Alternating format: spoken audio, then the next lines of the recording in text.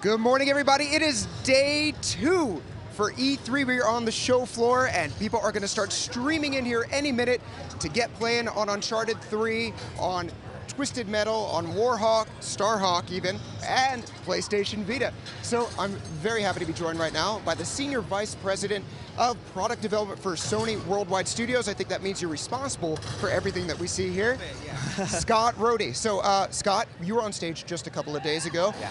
We got to really, you've been the guy that when we show all the different games on PlayStation Vita, you're the one introducing it. You've sort of, well, tell us exactly what you do with the different developers.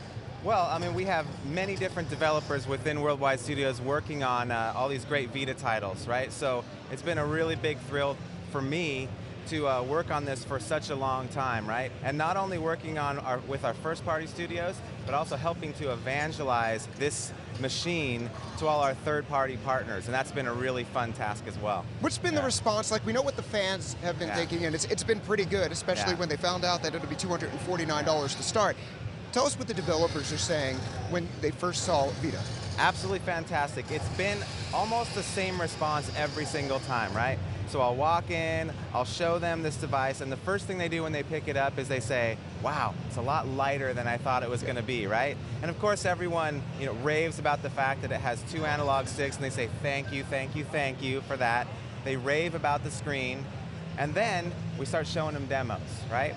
And they start to get it. They start to understand, you know, how the back touch really makes a big difference and gives the designers a whole toolbox to work with.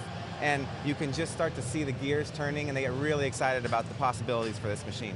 Now, we've seen a lot of creative uses, and I know a lot of the hardcore gamers, and I do consider myself one of them. I was born with sticks in my hand, and you know, touch is sort of like, but finding myself, you know, good usage. Like, for instance, we have Virtua Tennis right over here, and it was like, what, touch on a tennis game? I don't know about that. And they were like, how about this?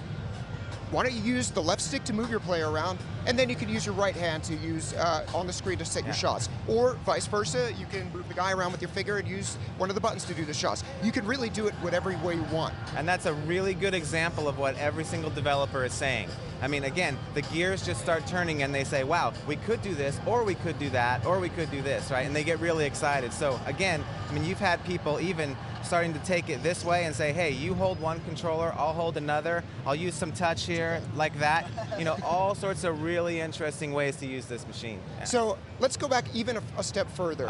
When the machine itself was getting developed, I was talking with John Garvin and Chris Reese from Sony Ben. They're making Uncharted Golden Abyss.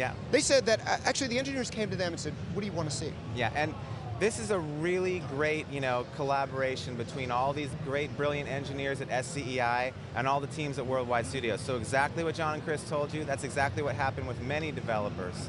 Of course, John and Chris and Ben's studio were way out ahead of the curve, you know, developing Uncharted the whole time, and they did. I mean, the first thing every developer on the face of the planet said was, give me 2 analog sticks, right? That was the #1 thing. Then, at one time, this screen was smaller, right? It was a lot smaller because we thought maybe it'd be cooler to have something that you could just slide into your pocket. But everyone started thinking about the possibilities of a larger screen, and then the developers started getting really excited. Then the back touch came into play, and people started to realize, especially on that Uncharted team, that let's say you were holding an object in the Uncharted world, you could really feel like you were holding an object on the front, on the back. With the motion sensors, it was like you were holding something, holding it up to the light as I yank the audio cable. You know, basically making you feel like you're part of the world, right? And that's something that we really wanted to bring to life with Vita. So, a thing that I think I'm perhaps most excited about is the idea, and I really feel like portable gaming, since it started, I don't know, 20 years ago, the ultimate goal was to be able to have that same experience that you have at home wherever you go. And there's a couple of different ways in which the Vita and the PS3 are going to be able to interact. Can you tell us about that? Yeah, you got a few hours? So I'm pretty excited about that, right? So I'll talk about a few. Talking about games like Mod Nation Racers first, right? On day 1, when that game ships on Vita, all those creations that have been created by the community in the PS3 will be available, and they will work on the Vita on day one. That's so cool. Very, very cool, right? Then we're talking about Ruin, which is another game that was debuted on stage the other night. Play along on the Vita, pause, save to the cloud, and pick up where you left on the PS3. How cool is that? Right? That is, I think, ultimate. I mean, I remember we were flying out to the debut of this machine in January, and we were all just starting to play Mass Effect. It just had come out on PS3, and we're sitting there like, man, I wish I was able to play that on the go. You know, getting that home experience on the go. So, and these opportunities are open to developers and publishers to figure out what works best for their titles. The other thing that I don't want to leave out is with a title like Wipeout, you're literally playing online, some people on the Vita, some people on the PS3. I mean, this is a truly integrated machine, and all that stuff is working today. You know, not a promise for later, it's working today. So pretty excited about that. Yeah, it's light, but that doesn't mean vaporware. It's just very, very light. And I think, and the thing I think is really cool is for games like Wipeout, a lot of people, whether they've already had it or even through the Welcome Back program, are going to have Wipeout HD plus Fury. There's going to be a community there waiting day one when you get your Vita. Yeah. So I'm sorry to butt in. I have to ask. I'm sure everyone wants to know. Talk about the name. Talk about the philosophy. Talk about the journey to getting to Vita. Well, as you know, it's always a very interesting process to name any device or any product, right? So from day one, you know, a lot of people were really into this concept of this machine changing your life and this being part of your life. And of course, Vita, vitality, that's part of your life. That's how they came up with the name. And I think it's cool. It really speaks to what the device is going to provide for everybody. So speaking of life, like right now we're actually seeing some World Cup highlights playing on here. Tell us about this screen, because this screen, we're obviously you're watching through the internet right now, so you can't tell as much, but it is incredibly vivid. It's very Sony. The screen is absolutely ridiculous, right? Again, this is the thing that when I show this to any developer, after they say how light it is, they just freak out about the screen. Seriously, I mean, you're talking the true blacks and the true whites. What I always say to any press who wants to hold this is I dare you to find an angle that isn't crystal clear with this thing. I mean, I think it's absolutely brilliant. Yeah. Fantastic. So actually, a lot of great questions are coming in via the Twitterverse right now, and our own Twit warlord Sid Schumann has a few questions. So let's hear it. Got a great question here from Mikor. He wants to know, Uncharted and Wipeout look super sweet. How much of the processing power of Vita is used for those games?